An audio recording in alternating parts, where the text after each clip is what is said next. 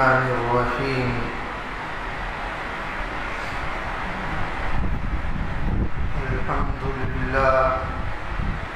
الحمد لله وكفى وسلام على عباده الذين اصطفى أما بعد فأعوذ بالله من الشيطان الرجيم بسم الله الرحمن الرحيم قال الله تبارك وتعالى في القرآن المجيد أعوذ بالله من الشيطان الرجيم بسم الله الرحمن الرحيم لئن شكرتم لأزيدنكم وعن أبي هريرة رضي الله عنه قال قال رسول الله صلى الله عليه وسلم انظروا إلى من هو أسفل منكم ولا تنظروا إلى من هو فوقكم فإنه أجدر ألا تزدروا نعمة الله عليكم رب اشرح لي صدري ويسر لي أمري واحلل عقدة من لساني يفقهوا قولي آمنت بالله صدق الله العلي العظيم وصدق رسوله النبي الكريم ونحن على ذلك من الشاهدين والشاكرين والحمد لله رب العالمين۔ قابل صد احترام بزرگوں اور دوستوں،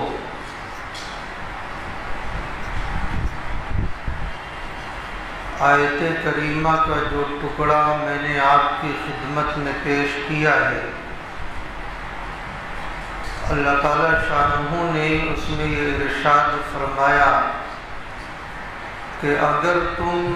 شکر گزاری کرو گے، شکر گزار بندے بنو گے تو اللہ تعالیٰ نعمتوں میں اور زیادہ اضافہ فرمائیں گے۔ یہ اللہ کا ایک اصول ہے، ضابطہ ہے کہ بندہ جب نعمتوں میں شکر گزاری کی صفت اپناتا ہے تو اللہ تعالیٰ نعمتوں کو اور زیادہ بڑھاتے ہیں۔ اللہ کے رسول صلی اللہ علیہ وسلم کی جو حدیث پاک میں نے آپ کی خدمت میں پیش کی ہے، اس کا ترجمہ یہ ہے۔ حضرت ابو ہریرہ رضی اللہ عنہ سے یہ روایت مروی ہے، وہ فرماتے ہیں کہ رسول اللہ صلی اللہ علیہ وسلم نے ارشاد فرمایا کہ تم دیکھو اس کی طرف جو تم سے نیچے درجے کے ہیں، اور نہ دیکھو ان کی طرف جو تم سے اوپر درجے کے ہیں۔ جب یہ صورت اپناؤ گے تو اللہ کی نعمتوں کی ناقدری سے، بے وقعتی سے تم بچو گے، اللہ کے شکر گزار بندے بنو گے۔ تو اللہ کے رسول صلی اللہ علیہ وسلم نے اس حدیث پاک میں ہمارے دلوں کے اندر سے دنیا کی محبت کو نکالنے اور راحت بھری زندگی بسر کرنے کا نسخہ اکسیر بتلایا ہے۔ بہت جامع نسخہ ہے، کیونکہ ہر آدمی اس وقت پریشان ہے۔ ہر کوئی سوچتا ہے کہ کس طرح اس کی زندگی میں راحت پیدا ہو جائے، پریشانیاں دور ہو جائیں، اس کے دل میں سکون پیدا ہو جائے۔ تو اللہ کے نبی علیہ السلام نے یہ جامع ترین نسخہ ہمیں بتلایا ہے۔ اسی نسخے پر عمل کر کے دنیا کی محبت دل سے نکلے گی اور حقیقی راحت حاصل ہوگی۔ شریعت کا مزاج یہ ہے کہ آدمی دنیا میں ہو لیکن دنیا کی محبت نہ ہو۔ یہ کس طرح ہوگا؟ وہ اسی طرح ہوگا کہ جب آدمی کی زندگی میں قناعت کی صفت پیدا ہوگی، یعنی جو کچھ اللہ تعالیٰ نے اسے دیا ہے وہ اس پر راضی ہونے والا بن جائے۔ ہاں، عافیت کے ساتھ کوئی چیز آ رہی ہے تو اسے اللہ کی نعمت سمجھ کر لینے والا بن جائے، لیکن اس طرح زندگی نہ گزارے کہ دنیا کے پیچھے اس طرح پڑ گیا ہو کہ اپنی شب و روز اسی میں لگا دیا ہو، اسی کے لیے سرگردہ رہتا ہو، ہمیشہ وہی فکر سر پر سوار رہتی ہو اور اسی کی دھن میں لگا رہتا ہو، حتیٰ کہ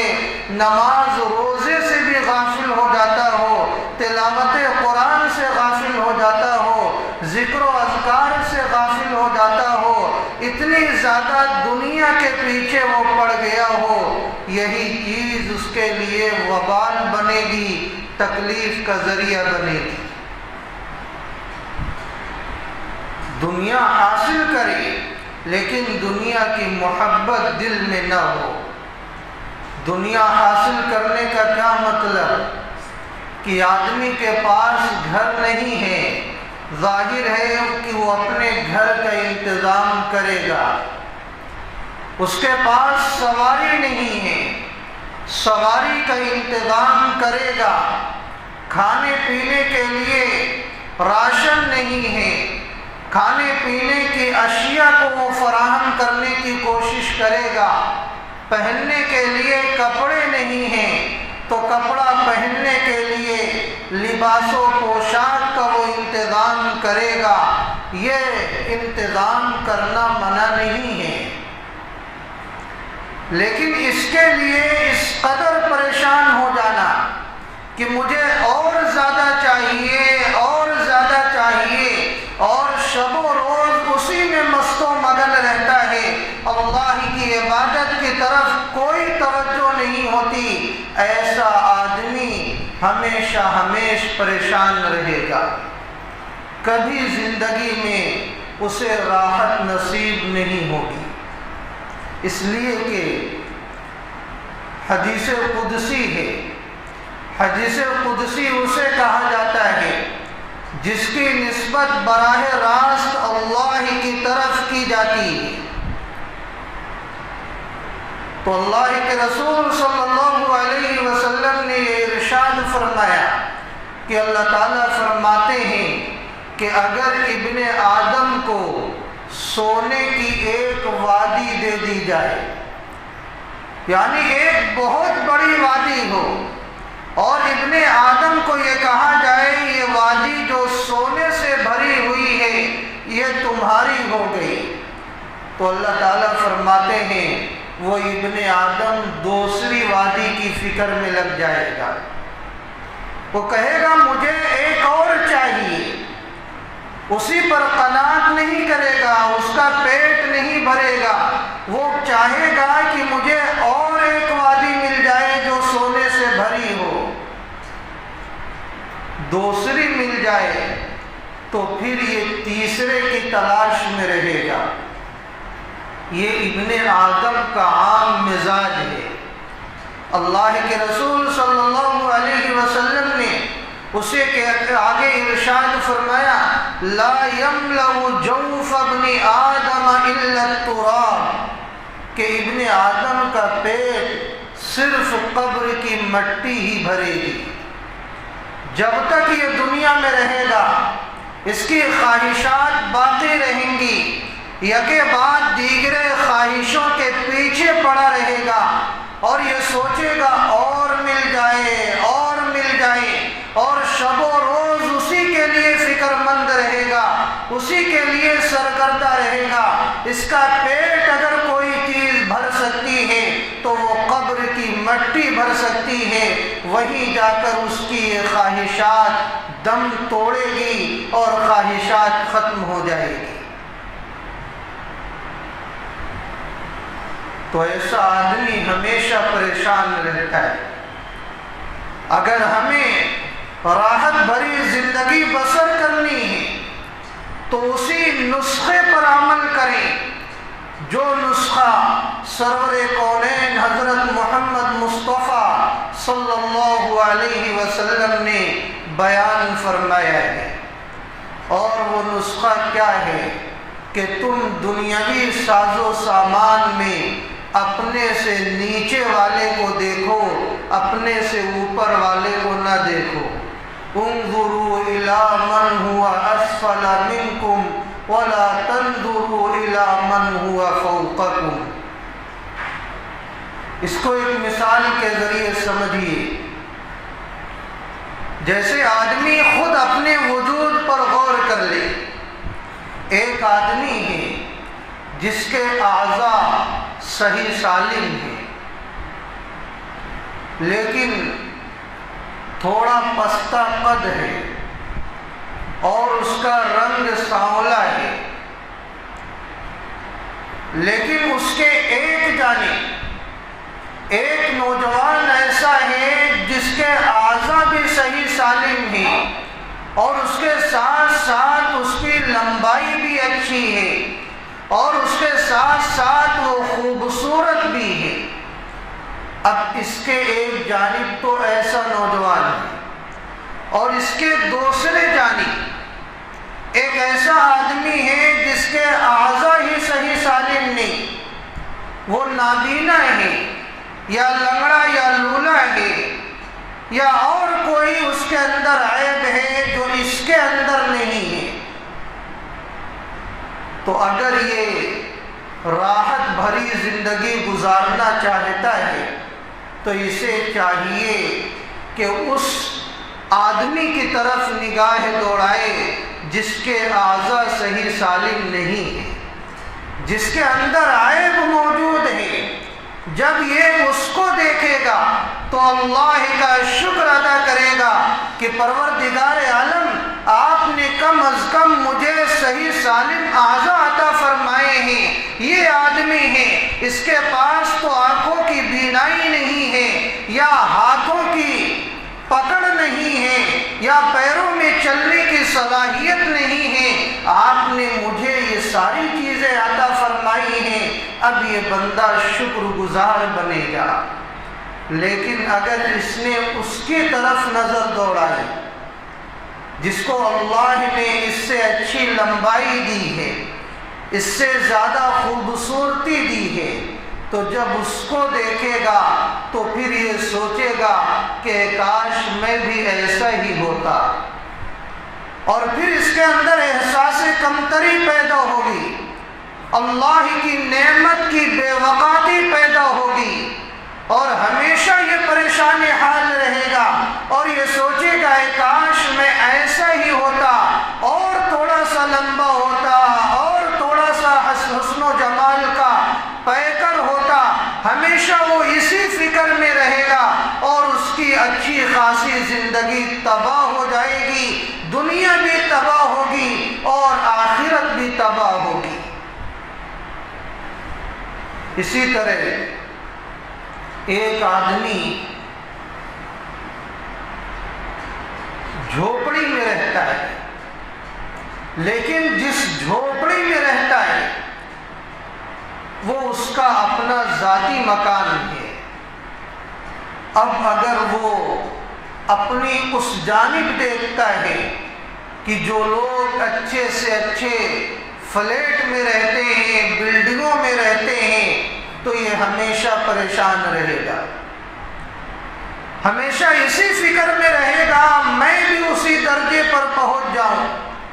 اور شب و روز اسی دھن میں رہے گا، اسی ٹینشن میں رہے گا۔ پھر کیا ہوگا؟ اللہ کی نعمتیں جو اس کے پاس ہیں یہ اس تعلق سے ناقدری کرنے والا بن جائے گا، ناشکری کرنے والا بن جائے گا، اللہ کی نعمتوں کی بے وقاتی کرنے والا بن جائے گا۔ لیکن اگر اس نے یہ سوچا کہ کم از کم اللہ تعالیٰ نے مجھے ایسی جھوپڑی عطا کی ہے کہ یہ میرا اپنا ذاتی ہے، میں اس میں رہتا ہوں، بہت سے اللہ کے بندے ہیں جنہیں یہ بھی نصیب نہیں ہے، جب یہ بندہ ان لوگوں کی طرف دیکھے گا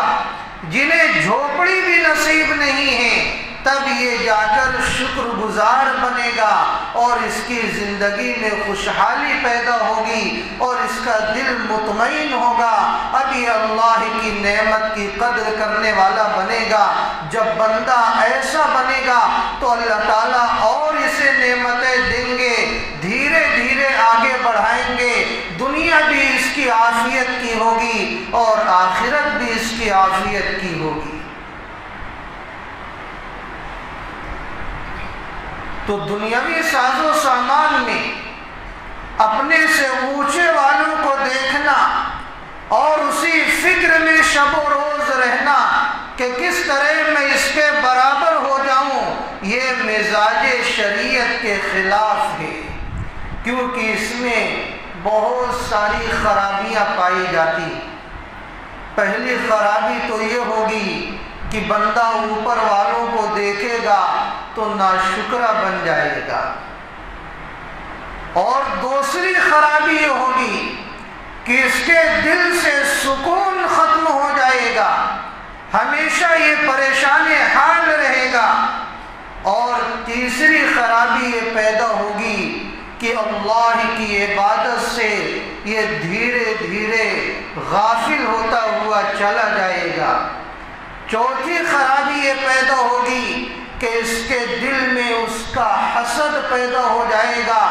جلن پیدا ہو جائے گی کہ میرے پاس یہ نعمت نہیں ہے، اسی کی فکر میں رہے گا تو اس کی وجہ سے اس کے اندر جلن اس کو دیکھ دیکھ کر پیدا ہوگی، اور جب جلن پیدا ہوگی تو وہ نوبت بھی آ جائے گی کہ اس کے دل میں اس کے تعلق سے جس کی برابری کی وہ کوشش کر رہا ہے، اس کے دل میں بغض پیدا ہو جائے گا، اور جب بغض پیدا ہوگا تو نفرت پیدا ہوگی، عداوت پیدا ہوگی، اور پھر دھیرے دھیرے آپسی تعلقات خراب ہو جائیں گے، حقوق اللہ بھی ضائع ہوں گے اور حقوق العباد بھی ضائع ہوگا۔ اس لیے عافیت یہی ہے کہ ہم دنیاوی ساز و سامان میں اپنے سے نیچے والوں کو دیکھیں، اس لیے کہ یہ جو دنیا کی خواہشات ہیں اس کی کڑیاں آپس میں جڑی ہوئی ہیں، خواہشات کبھی ختم ہونے والی نہیں ہیں، ایک خواہش پوری ہوگی تو دوسری خواہش آپ کا استقبال کرے گی، آپ یہ سوچیں گے کہ یہ چیز مجھے مل جائے، بس اس کے علاوہ مجھے نہیں چاہیے۔ جب وہ چیز آپ کو مل جائے گی آپ کی خواہش اور آگے بڑھے گی اور آپ سوچیں گے کہ اے کاش یہ بھی چیز مجھے مل جائے۔ اسی طرح آپ تباہ و برباد ہو جائیں گے۔ اگر سکون کی زندگی بسر کرنا چاہتے ہیں تو اللہ نے جو کچھ آپ کو دیا ہے آپ اس پر راضی ہو جائیے اور عافیت کے ساتھ کوشش کیجیے، اللہ کی عبادت سے غافل نہ ہو کر کوشش کیجیے۔ اگر اللہ تعالیٰ دے دے تو شکر ہے، نہ دے تو کوئی حرج کی بات نہیں۔ ایک متنبی شاعر گزرا ہے، اس کی دیوان متنبی ایک کتاب ہے، ادب کے لیے جو بچے عالم بنتے ہیں عربی ششم میں وہ کتاب پڑھائی جاتی، تو وہ شاعر کبھی کبھی بڑی قیمتی بات کر دیا کرتا۔ اس نے یہ کہا وَمَا قَضَى أَحَدٌ مِّنْهَا لَبَانَتَهُ وَمَنْتَهَا عَرَبٌ إِلَّا إِلَىٰ عَرَبِي، کہ کوئی ایک آدمی بھی اس روئے زمین پر ایسا نہیں گزرا جس نے اپنی تمام خواہشات کو، اپنے تمام تقاضوں کو، اپنی تمام تمناؤں کو، اپنی تمام آرزوؤں کو، اپنی تمام امنگوں کو وہ پورا کر لیا ہو۔ اس روئے زمین پر ایک آدمی بھی ایسا نہیں گزرا، کیونکہ ایک ضرورت پوری ہوتی ہے تو دوسری ضرورت سامنے آ کر کھڑی ہو جاتی ہے۔ یہی اس دنیا کی حقیقت ہے۔ جو بندے اس دنیا کی حقیقت کو سمجھ گئے اور اس کو سمجھ کر زندگی بسر کرنے والے بن گئے، انہی کی زندگی میں سکون مل سکتا ہے، اور جنہوں نے اس کی حقیقت کو نہ سمجھا ان کی زندگی میں کبھی سکون نہیں ہو سکتا۔ تو اس لیے جو نسخہ اللہ کے نبی علیہ الصلوۃ والسلام نے ہمیں دیا ہے، ہم اس نسخے پر چلنے والے بن جائیں۔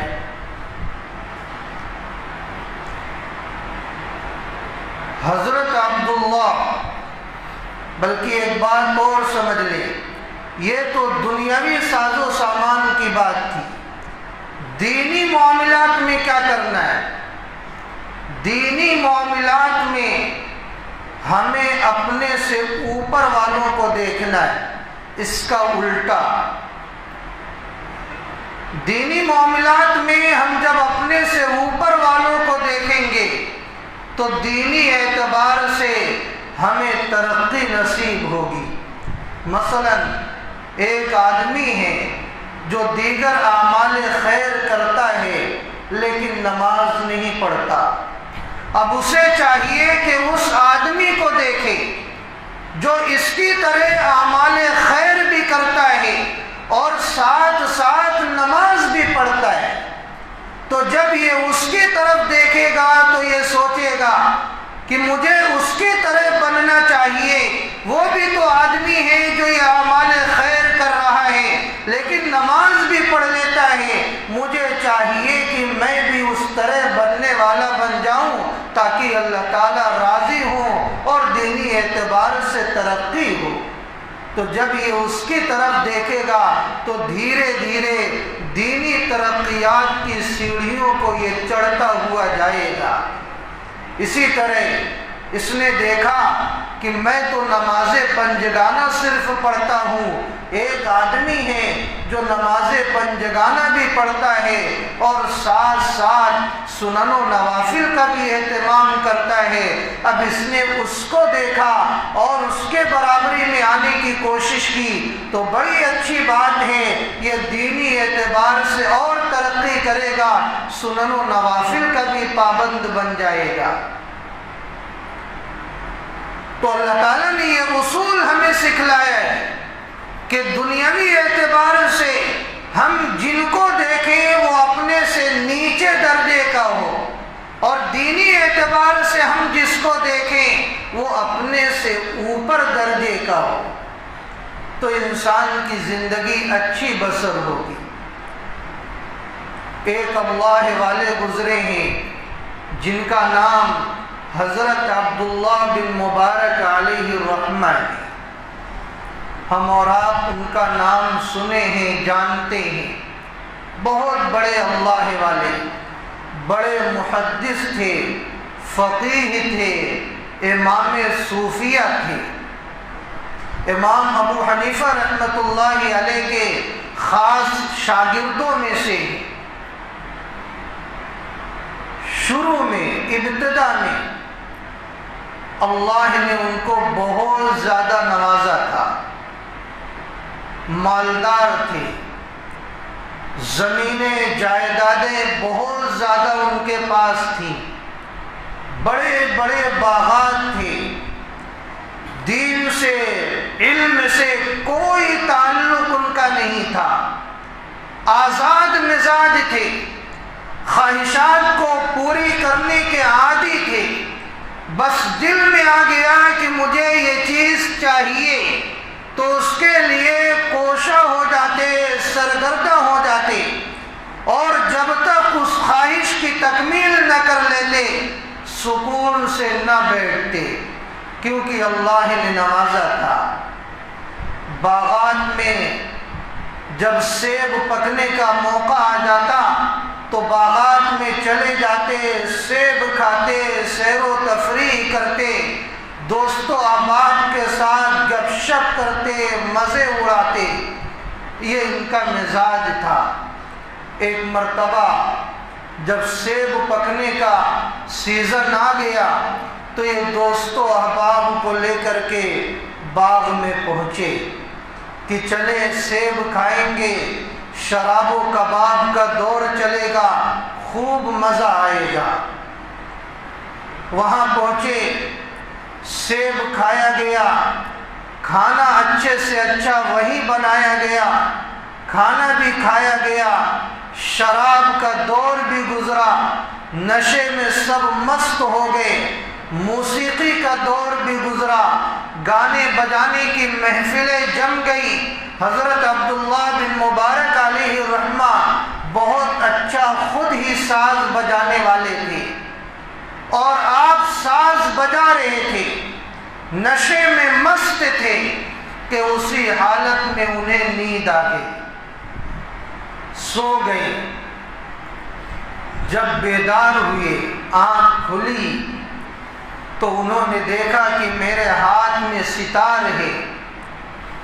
تو انہوں نے فوراً اس کے تاروں کو درست کیا اور دوبارہ بجانے کے لیے کوشش کی، لیکن اس ستار سے آواز آنے کے لیے تیار نہیں۔ حضرت عبداللہ بن مبارک علیہ الرحمہ پریشان ہو گئے کہ ہو سکتا ہے کچھ خرابی پیدا ہو گئی۔ انہوں نے پھر اس کے تاروں کو صحیح کیا اور ظاہری اعتبار سے کوئی خرابی نہیں نظر آ رہی تھی، اور انہوں نے پھر بجانا شروع کیا، لیکن آواز نکلنے کے لیے تیار نہیں۔ بڑی کوششیں کر ڈالی، پھر اچانک اس کے اندر سے ایک غیبی آواز آئی۔ وہ آواز کیا تھی؟ وہی آیت کریمہ، آواز آئی، أَلَمْ يَأْنِ لِلَّذِينَ آمَنُوا أَن تَخْشَعَ قُلُوبُهُمْ لِذِكْرِ اللَّهِ وَمَا نَزَلَ مِنَ الْحَقِّ، کہ اے ایمان والو، کیا ابھی ایمان والوں کے لیے وہ وقت نہیں آیا کہ اللہ کے ذکر سے اور اللہ کی طرف سے نازل کردہ احکام کی وجہ سے ان کے دل پسیج جائیں، ان کا دل نرم ہو جائے، ان کا دل دہل جائے، ان کا دل خشیت سے سرشار ہو جائے؟ کیا ابھی یہ وقت نہیں آیا؟ حضرت عبداللہ بن مبارک علیہ الرحمہ نے جب یہ سنا ہے، اس آیت کریمہ کی آواز نے ان کے دل پر ایسی دستک دی کہ ان کے لیے یہیں سے انقلاب آنا شروع ہو گیا، ان کے دل کی دنیا بدل گئی، اور ان کے دل میں ایسا اثر پیدا ہوتا ہے کہ ان کی زبان سے فوراً یہ نکلتا ہے،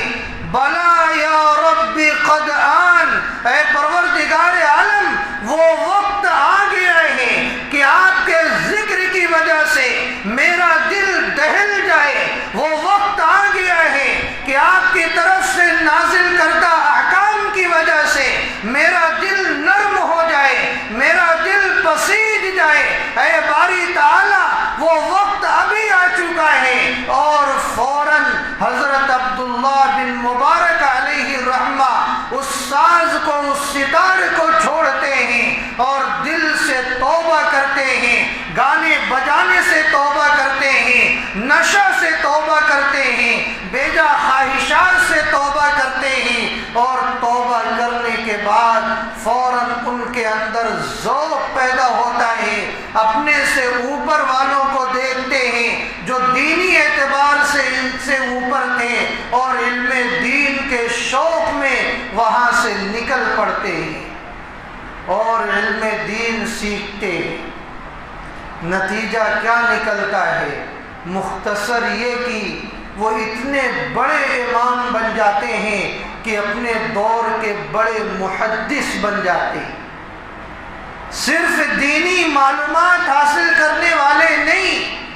اتنے بڑے محدث بن جاتے ہیں کہ حدیث میں ان کا قول حجت رکھتا ہے، اتنے بڑے فقیہ بن جاتے ہیں کہ فقہ میں ان کا قول حجت رکھتا ہے، اتنے بڑے امام صوفیہ بن جاتے ہیں کہ صوفیہ ان کی باتوں کو حجت سمجھتے ہیں، اتنے بڑے امام بن گئے، اللہ تعالیٰ نے اس طرح انہیں قبول فرمایا۔ انہی کا واقعہ ہے کہ ہارون رشید ایک بادشاہ گزرا ہے۔ ایک مرتبہ وہ اپنی بیوی کے ساتھ اپنے محل کے برج میں بیٹھا ہوا تھا کہ اچانک اس نے ایک شور ہنگامہ سنا اور بادشاہ کے دل میں ڈر پیدا ہو گیا کہ کہیں دشمنوں نے میرے ملک پر حملہ تو نہیں کر دیا ہے۔ اور بادشاہ نے اس وقت آدمیوں کو بھیجا کہ جاؤ دیکھو یہ کیسا شور ہنگامہ ہے۔ قاصد گئے، ان لوگوں نے جائزہ لیا، وہ قاصد آیا، آنے کے بعد ہارون رشید کو بتلایا کہ اصل میں ایک اللہ والے حضرت عبداللہ بن مبارک علیہ رحمہ ہے، وہ یہاں آنے والے تھے۔ ان کے استقبال میں بہت سارے لوگ وہاں جمع تھے۔ جب وہ تشریف لائے، تشریف لانے کے بعد انہیں چھینک آ گئی اور انہوں نے الحمدللہ کہا، تو مجمع جو استقبال کے لیے وہاں جمع تھا اس مجمع نے یرحمک اللہ کہا۔ یہ جو شور ہنگامہ آپ کو لگ رہا تھا یہ اسی یرحمک اللہ کی آواز تھی۔ قاصد کے بتلانے کا مقصد یہ ہے کہ بہت سارے لوگ وہاں جمع تھے، اتنے سارے لوگ ان کا استقبال کرنے کے لیے اللہ نے اس بلندی تک حضرت عبداللہ بن مبارک علیہ الرحمہ کو پہنچایا۔ جب ہارون رشید کی بیوی نے یہ سنا تو اپنے شوہر سے کہنے لگی کہ ہارون آپ کیا سمجھتے ہیں کہ آپ حقیقی بادشاہ ہیں، آدھی دنیا پر آپ کی حکومت ہے، آپ سوچتے ہوں گے کہ آپ ہی کی اصل بادشاہت ہے۔ اصل بادشاہ تو یہ لوگ ہیں، جن لوگوں نے لوگوں کے دلوں پر حکومت کی ہے، یہ اللہ والے جن کی محبت میں اتنا بڑا مجمع امڑ پڑا ہے کہ یرحمک اللہ وہ مجمع کہتا ہے تو ایسا محسوس ہوتا ہے کہ پورا شور ہنگامہ برپا ہو گیا ہے۔ اللہ نے انہیں ایسا بنایا ہے کہ ان لوگوں نے لوگوں کے دلوں پر حکومت کی ہے۔ اس مجمع کو بلانے کے لیے نہ کسی پولیس کو لگایا گیا ہے، نہ کسی اور طریقے پر بلایا گیا ہے، بلکہ یہ خالصتاً اس کی محبت میں اللہ کی رضا کے لیے یہ مجمع وہاں پہنچا ہے۔ تو اللہ تعالیٰ نے انہیں یہ مقام عطا فرمایا۔ جب انہوں نے دینی اعتبار سے اپنے سے اونچے والوں کو دیکھا، حضرت عبداللہ بن مبارک علیہ الرحمہ فرماتے ہیں کہ میری زندگی کے دو دور گزرے۔ ایک دور تو میرا یہ تھا کہ میری دوستی اپنے سے بڑے مالداروں کے ساتھ تھی، انہی کے ساتھ اٹھنا بیٹھنا ہوتا، انہی کے ساتھ کھانا پینا ہوتا، لیکن اس وقت میری زندگی میں سکون نہیں تھا، کیونکہ جب میں کسی کے گھر پر جاتا تو وہاں دیکھتا کہ اس کا گھر تو مجھ سے اچھا ہے، پھر میں پریشان ہو جاتا کہ میں بھی اسی طرح اپنا مکان بنواؤں گا۔ جب میں کسی مالدار دوست کے پاس جاتا، اس کی سواری کو دیکھتا تو دل میں یہ چاہت پیدا ہوتی کہ میری سواری سے اچھی اس کی سواری ہے، میں بھی ایسی سواری خریدوں گا۔ جب کسی مالدار دوست کے جسم پر لباس کو دیکھتا تو احساس کمتری پیدا ہو جاتی کہ میرے لباس سے اچھا اس کا لباس ہے، ہو نہ ہو میں اسی طرح لباس خریدوں گا۔ تو میں پریشان حال رہتا اور اسی طرح میری زندگی گزرتی رہتی۔ میں اب دنیاوی اعتبار سے اپنے سے اوپر والوں کو دیکھتا تھا، میری زندگی میں سکون نہیں تھا، ہمیشہ پریشان رہتا، لیکن ایک دور یہ آیا کہ پھر میں نے دنیاوی اعتبار سے اپنے سے کمتر لوگوں کے ساتھ بیٹھنا شروع کر دیا، پھر میں اللہ کا شکر گزار بندہ بن گیا، میری زندگی میں سکون پیدا ہو گیا، کیونکہ جب میں اپنے سے کمتر لوگوں کے گھر پر جاتا تو فوراً اللہ کا شکر ادا کرتا کہ پروردگار عالم آپ نے مجھے اس سے اچھا گھر عطا کیا ہے۔ جب غریب کی سواری کو دیکھتا تو اللہ کا شکر ادا کرتا، اے اللہ آپ نے اس سے بہتر سواری مجھے عطا کی ہے۔ جب اپنے سے کمتر لوگوں کے لباس کو دیکھتا تو اللہ کا شکر ادا کرتا کہ اللہ آپ نے اس سے اچھا لباس مجھے عطا کیا ہے۔ تو یہی وہ نسخہ ہے جو اللہ کے رسول صلی اللہ علیہ وسلم نے بھی ہمیں سکھلایا ہے کہ دنیاوی ساز و سامان میں اپنے سے نیچے والوں کو دیکھنا شروع کر دو اور دینی معاملات میں اپنے سے اوپر والوں کو دیکھنا شروع کر دو، تمہاری زندگی میں راحت پیدا ہو جائے گی، تمہاری زندگی میں سکون پیدا ہو جائے گا۔ میرے بھائی، ایک چیز ہم نے یہ غلط سمجھ لیا ہے، ہم نے یہ سوچ لیا ہے کہ سکون کوٹھی اور بنگلے میں رکھا ہے، سکون اچھی اچھی سواریوں میں رکھا ہے، سکون اچھے اچھے لباس میں رکھا ہے،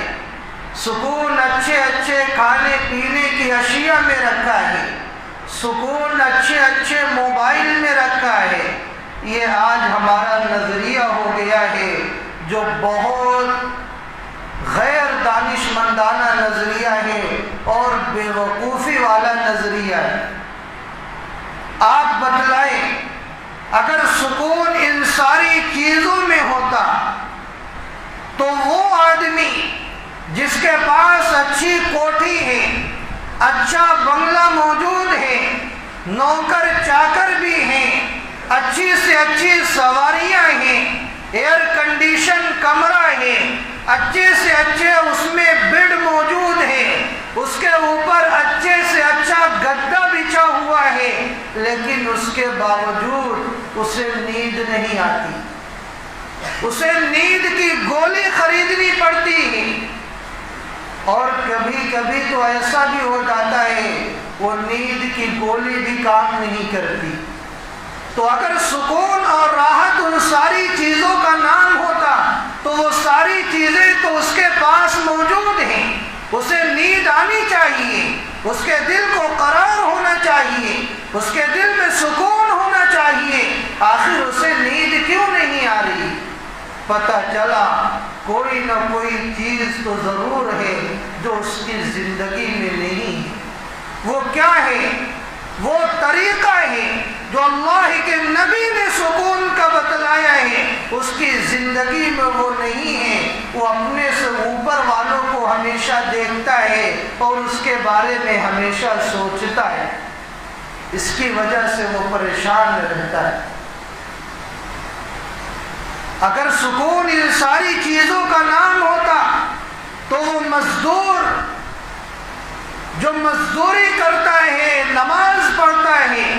اس کے پاس کوٹھی بنگلے نہیں، اچھی سواریاں نہیں، کھانے پینے کی اچھی اشیاء نہیں، پہننے کے لیے اچھا لباس نہیں، موبائل اچھا اس کے ہاتھ میں نہیں، لیکن جب وہ سونے کے لیے جاتا ہے اللہ کا نام لے لیتا ہے اور آسانی کے ساتھ اسے نیند آ جاتی ہے، اسے کوئی نیند کی گولی کی ضرورت نہیں پڑتی، معلوم یہ ہوا سکون ان ساری چیزوں کا نام نہیں۔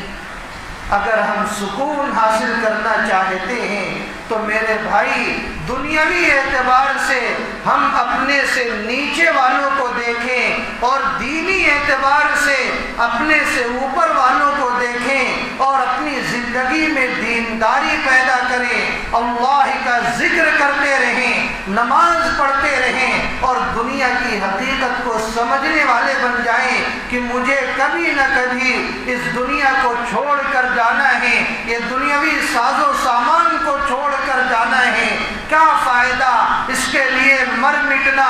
سرگردہ رہنا، اللہ کو ناراض کر کے دنیا سے جانا؟ اگر اس حقیقت کو ہم نے سمجھ لیا تو دنیا میں بھی ہمیں راحت ہوگی۔ وَيَتُوبُ اللَّهُ عَلَى مَن تَابَ، اللہ تعالیٰ جسے چاہتے ہیں یہ دولت عطا کر دیتے ہیں کہ دنیا میں بھی راحت اسے ملتی ہے اور آخرت میں بھی ملے گی۔ اللہ تعالیٰ شانہ ہم تمام لوگوں کو کہنے اور سننے سے زیادہ عمل کی توفیق عطا فرمائے، ہمیں ہماری زندگی میں حقیقی راحت کو پیدا فرمائے، پریشانیوں کو، الجھنوں کو، گھبراہٹوں کو، غموں کو دور فرمائے۔ آمین و